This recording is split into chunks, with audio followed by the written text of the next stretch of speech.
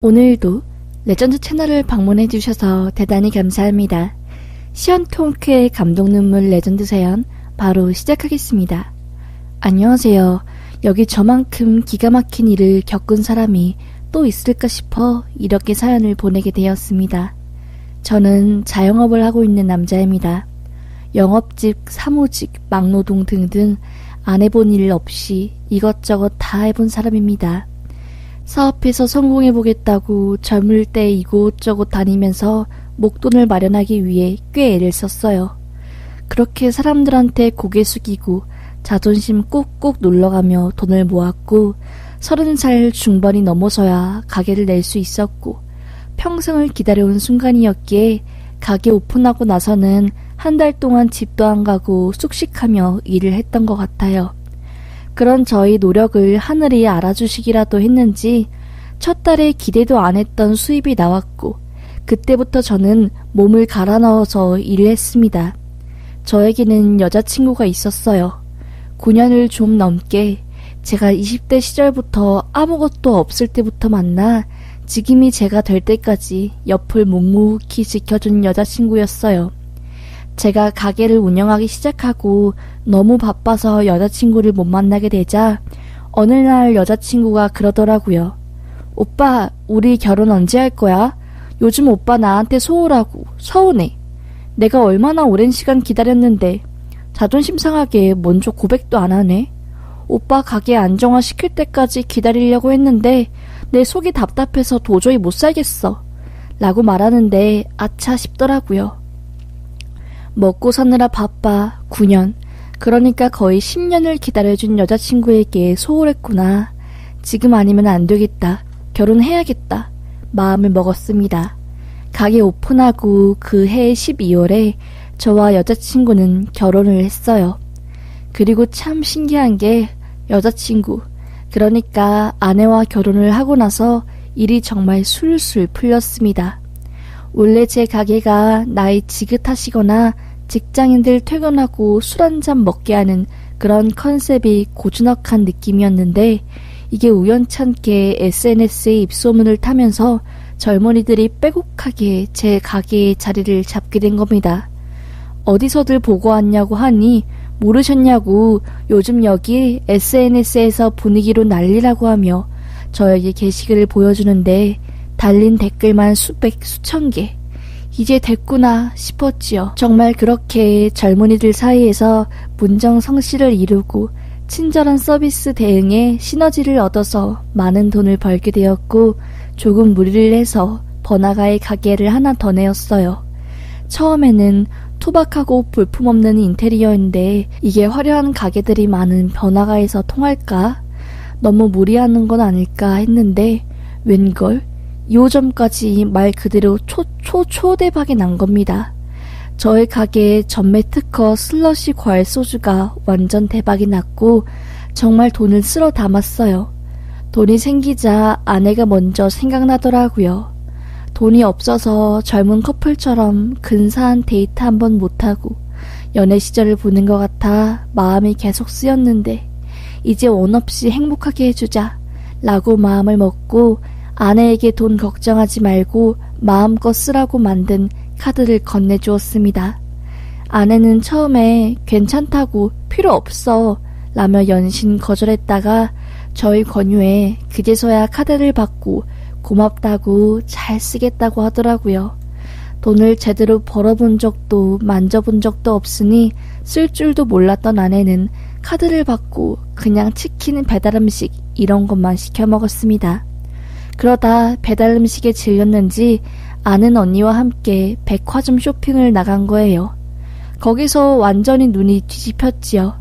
세상에 아는 언니 따라 가보는 명품관에서 눈을 완전히 뺏겼고 거기서 몇백만 원어치 백과 옷들을 산 겁니다. 수백만 원이 긁혀있는 문자에 눈이 휘둥그레졌어요. 그런데 여기서 돈 많이 쓴다고 아내에게 한마디 하면 위축되고 서운해할까봐 그냥 카드 사용 문자 수신 차단하고 오히려 더 마음껏 쓰라고 너 때문에 돈 버는 거니까 그냥 명품관 VIP에서 극진한 대접 받으라며 더 부추겼지요. 그렇게 해도 가게는 잘 되고 있었고 3호점, 4호점까지 확장한 상황이라 그 당시 몸은 힘들어도 돈은 정말 굴러 들어올 정도였으니까요. 저야 너무 바빠 돈 쓸 데도 없었고요. 그렇게 아내는 동네 언니를 따라 매일매일 백화점과 쇼핑몰을 제 집 떠나듯이 했습니다. 아내가 그러더라고요. 여보, 나는 이런 세상이 있는 줄 몰랐어. 명품관 가니까 흰색 장갑 낀 사람들이 문 열어주고 VIP 언니한테 다가 가져다 주고 내가 정말 공주가 된 것 같아. 난 몰랐는데 정말 돈이 최고인 것 같아. 진짜 돈이 최고야, 여보.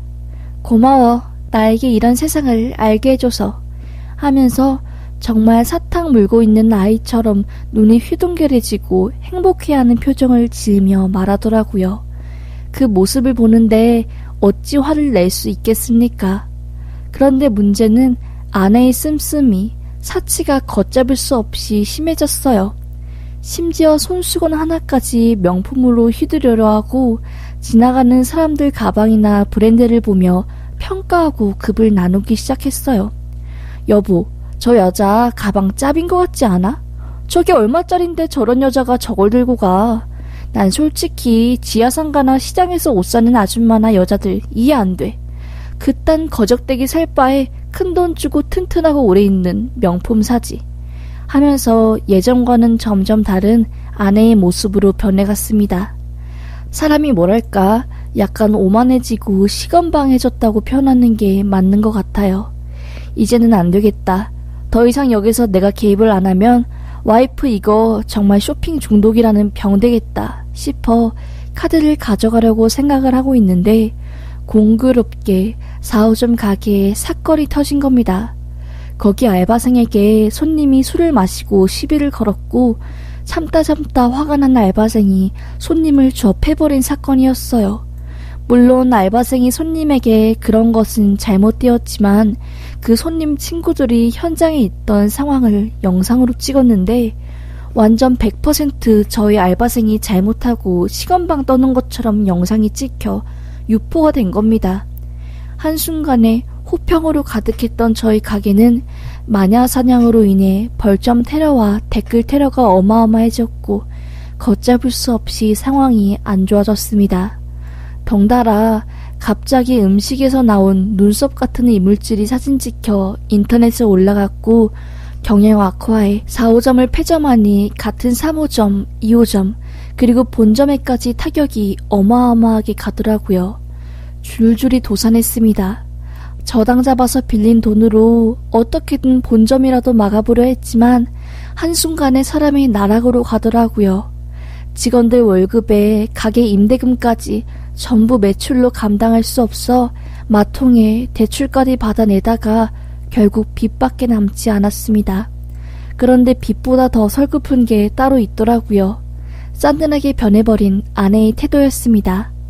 아내는 저보고 돈도 없고 이제는 쓸모도 없는 남자라며 매일매일 제 얼굴을 볼 때마다 욕을 했고 당신 때문에 같이 쇼핑 다니는 언니들한테 뭐라고 해야 할지 모르겠다고 아주 창피해 죽겠다며 자기 이제 얼굴 어떻게 들고 다니냐며 욕이란 욕은 다 하더라고요. 집까지 경매에 넘어가고 정말 거미 바퀴벌레 우글우글 득실대는 지하로 이사갈 위기에 처해지자 아내는 제 걱정이 아니라 오히려 본인 체면 걱정을 먼저 하더라고요. 명품백까지 팔아야 할 위기가 오니까 이혼을 요구했고 심지어 저랑 같이 밖에 나갈 때도 돈 없는 남자 쪽팔리다며 옆에 오는 걸 싫어하고 아는 척하는 것도 창피했어요. 저도 그런 아내의 모습에 지쳐갔지요. 안 되겠다. 그래 이혼하자. 이혼해. 아무리 내가 힘들어도 그렇지. 어떻게 너가 나한테 이렇게 대할 수 있냐고 정말 섭섭해했습니다. 그렇게 저희의 관계가 살얼음판을 걷고 있을 때 아내가 자꾸 명품백에 신상 물건들을 하나씩 가져오는 겁니다. 당신은 이 돈 어디서 났어? 짭이야? 라고 말하니 당신이 알게 뭐야. 신경 쓰지 말고 빨리 이혼이나 해달라니까 라고 소리치더라고요.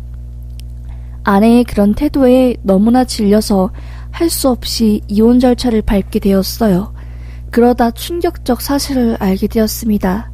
아내는 300억대 중견기업 자산가인 한 노인네 밑으로 들어가 시중과 몸을 대주며 돈을 받고 연애 비슷한 걸 하고 있었던 거예요. 그 노인이 자기 집으로 들어와서 살면 생활비며 사치비며 전부 다 대줄 테니 옆에 있어달라고 하며 아내에게 이혼을 부추긴 겁니다. 그 사실을 제가 어떻게 알았냐면 아내와 함께 백화점을 쇼핑하던 VIP 아내 지인인 언니가 그런 짓을 해서 돈을 쏠쏠하게 챙긴 모양이더라고요.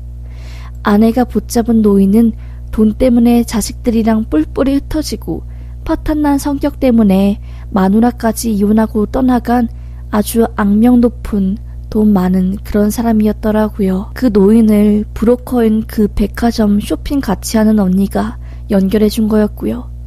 이미 명품에 중독될 만큼 중독된 아내는 노인네에게 시집을 가서라도 재산을 탐하고 사치를 부리고 싶어 했던 거였습니다. 저는 그 말도 안 되는 이야기를 듣고서 당신이 이러려고 나랑 이혼해달라고 한 거야? 면서 어떻게 사람이 그러냐고 화를 냈습니다. 그러자 아내는 뻔뻔스럽게 어차피 돈이면 다 해결되는 세상 아니야? 당신이야말로 왜 순수한 척 깨끗한 척해? 하며 뭐라 하더라고요. 그러면서 며칠 뒤 그 노인에게 받은 돈인지 뭔지 하여튼 합의 이혼하는 대가로 큰 거 5장짜리 수표를 던져주었습니다. 어차피 법적으로 위자료 받아도 이것보다 안 될 테니 이거 먹고 떨어지라고 하더라고요. 그때 제 자존심은 완전히 개박살 났습니다. 그런데 더 비참한 건 그 돈을 안 받을 수가 없었어요. 당장 은행에서 나오는 이자에 하루 밥 먹을 돈도 없었기에 그 돈이라도 필요했습니다. 저는 그 돈을 받고 아내와 이혼을 했어요.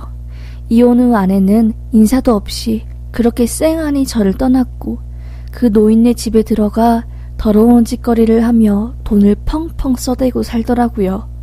저와 이혼하자마자 아내는 SNS에 벤츠, 아우디, 스포츠카 등등 각종 외제차를 타고 있는 셀카들과 백화점 명품관 직원들이 열어준 생일 파티 같은 걸 영상으로 찍어 올리고 아주 소름 끼치도록 이중적이고 호화스러운 삶을 사는 여자처럼 둔갑해 모두의 부러움을 한 번에 사고 있더라고요. 그 모습을 보니 아, 내가 잘못했구나. 돈 벌 때 아내에게 카드를 주며 펑펑 쓰게 하는 게 아니었는데 그 더럽고 추악한 자본주의 맛을 난 아내가 180도 변했구나 하면서 제 탓을 했고 저는 아내에 대한 마음을 접었습니다. 그리고서는 다시 제 길을 위해 밤낮 없이 일했어요. 당장 할 수 있는 일이 없었기에 막노동부터 시작했습니다. 거기서 알게 된 현장 소장님과 이야기를 하던 중 현장 소장님 큰 형님이 요식 사업을 이번에 새로 런칭했는데 처음 해보는 사업이라 문제가 많다는 겁니다. 그런데 제가 예전에 요식업 사업으로 잠깐 성공했던 경험이 있었기에 이것저것 도움을 드렸어요. 소위 노하우라고 하죠. 그런데 저희 그런 조언이 크게 도움이 되셔서 직접 큰 형님께서 저를 보고 싶어 하셔서 만나게 되었습니다. 현장 소장님이 부탁에 저는 막노동 일을 접고 소장 형님이 가게에 들어가 이것저것 식자재와 음식 그리고 서비스를 전부 담당하는 총괄 매니저로 들어가게 되었어요. 저는 들어가자마자 일단 마케팅, 입소문, 블로그 방문 등등을 해서 홍보하는 데 큰 열을 기울였습니다. 그 결과 매출이 대폭 상승하였고 저는 매출에서 인센티브를 받는 등 안정적으로 돈을 벌 수 있게 되었어요.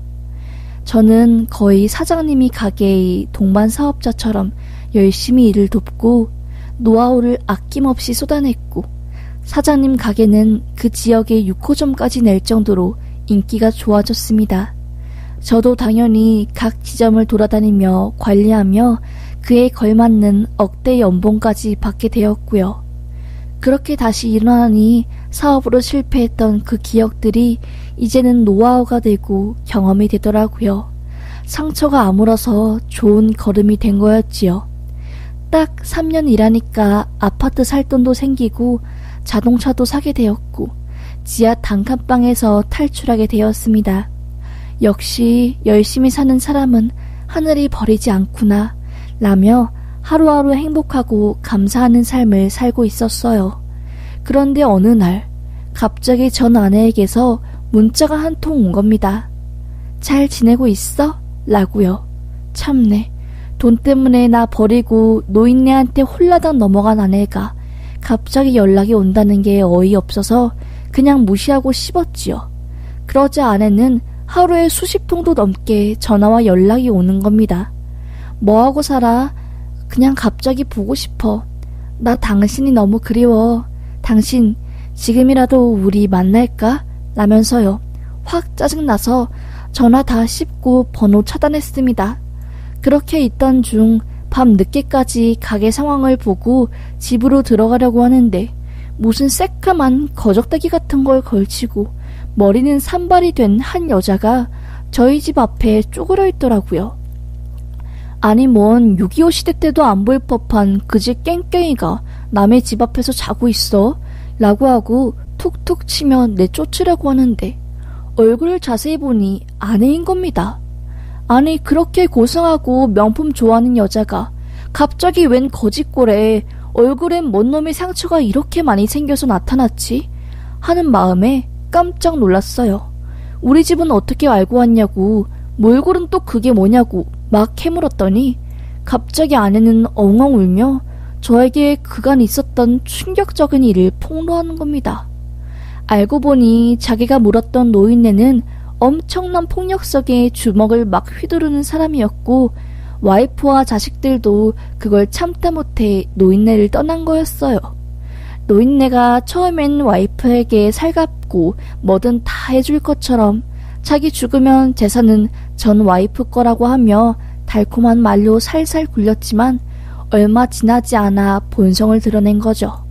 온 집안의 물건을 던지거나 와이프와 그 짓을 할 때 폭력성을 드러내거나 아주 추악한 짓거리들을 한 겁니다.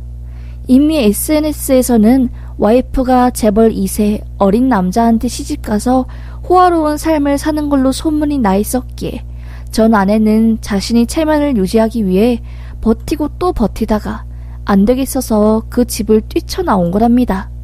그리고서는 안쪽 외투에서 수표 몇 장을 꺼내더라고요. 자기가 노인한테 악행 당할 때마다 노인이 맷값이라고 던져준 수표들인데 나한테 남은 거라고는 이거밖에 없다고. 이거 줄 테니까 우리 다시 한번 시작해보면 안 되겠냐고 하며 빌빌 빌더라고요. 날 떠났으면 잘 좀 살기라도 하던가.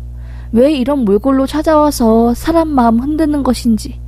하지만 사람의 속성은 쉬이 변하지 않는다는 것을 알기에 저는 단호하게 거절했습니다. 당신, 내가 다시 재기 성공하고 사업장에서 매니저로 일하면서 돈도 많이 벌고 아파트에서 사니까 그것 때문에 나 찾아온 거 아니야? 당신이 나한테 준 상처는 기억도 못하지? 미안한데 난 당신 때문에 너무 큰 상처를 받아서 당신이랑 다시 살 수 없어. 그런데 부부로서 연은 있으니까 내가 아는 사람 통해서 당신 일자리 알아봐 줄게. 그것도 싫다면 당장 여기서 나가. 안 그러면 경찰 부를 거야. 라고 하니 아내는 제 다리를 붙잡고 당신 언제부터 그렇게 매정했어? 하며 엉엉 울더라고요. 어쩔 수 없이 저는 경찰에 전화를 하려고 하니 아내는 그럼 일자리라도 알아봐 달라고 하며 미안하다며 빌빌 빌더라고요. 그렇게 저는 아는 형님네 가게 종업원으로 전 아내를 소개시켜줘서 일자리를 마련해줬고 아내가 가지고 있는 수표에 제 돈 일부를 합쳐서 작은 원룸을 마련해 주었습니다. 이혼했다지만 부부의 정이 있으니 말이죠. 그런데 이 여자 역시 쉽게 번 돈의 맛을 잊지 못했는지 그 술집에 단골 손님과 눈 맞아서 그 남자랑 몰래 그 짓 하다가 그 남자의 아내가 알게 돼서 상간 소송 걸리고 아주 풍비박살이 또 났더라고 하더라고요. 가게에 소문이 퍼져서 형님께서 되려 저한테 막 뭐라고 하는 상황이 펼쳐지고 이야기를 듣고 너무 어이가 없어서 전 아내에게 연락을 해서 따지려고 했지만 아내는 전화번호까지 바꾸고 방을 뺀 뒤 이미 종적을 감춘 뒤였습니다. 들려오는 이야기로는 지방에 가서 다방 이런 곳에서 근근히 버티고 있다고 하더라고요. 끝까지 사람을 배신하는 꼴을 보니 역시 사람은 믿으면 안 되겠구나 싶었습니다. 그때 제가 다시 아내를 받아줘서 집안에 들였으면 어떤 일이 벌어질지 상상도 안 되더라고요. 이 정도 선에서 끝난 게 다행이죠. 저는 앞으로 다시는 전 와이프와 연락하지 않고 그냥 분수에 맞는 돈 벌면서 살려고 합니다. 돈이 뭔지 사람을 그렇게 비참하게 만드는 건 참 무어라 할 말이 없네요. 제 이야기 들어주셔서 감사합니다.